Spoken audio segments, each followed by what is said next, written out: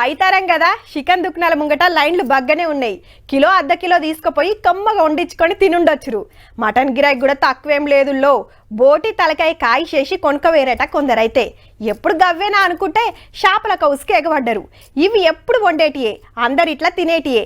అయినా సుత తుర్తి అనిపించదు కొందరికి.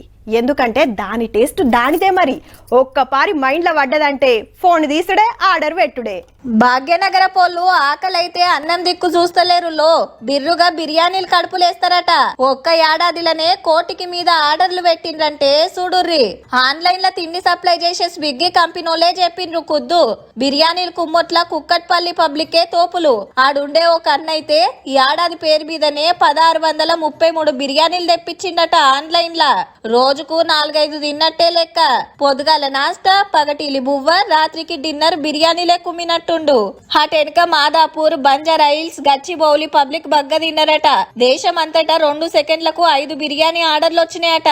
దోస్తు కలిసినా, సుట్టం వచ్చినా, పొయ్యి ముట్టించుడు కష్టమైనా ఫోన్ తీసుడు, ఆర్డర్ పెట్టుడు. కాళ్ళు చేతులు కడుక్కొని కూసునే లోపట్నే కాలింగ్ బెల్ మోగుతది. పార్సల్ తీయాలే, గరం గరం కుమ్మాలే.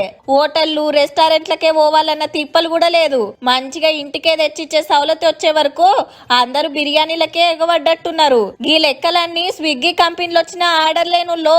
కడమ యాప్లలో చూసుకుంటే ఇంతకు డబుల్ ఉన్నట్టే. ఇంకో 15 రోజులైతే 31st. కొత్తేడాది సంబురాలు, దావత్లు జోరుంటాయి. కొత్తేడాది పేరు మీద హోటళ్లలో ఎన్ని భగోన్లు ఖాళీ అయితాయో ఆన్లైన్ల ఆర్డర్ల వద్ద ఎట్లుంటదో.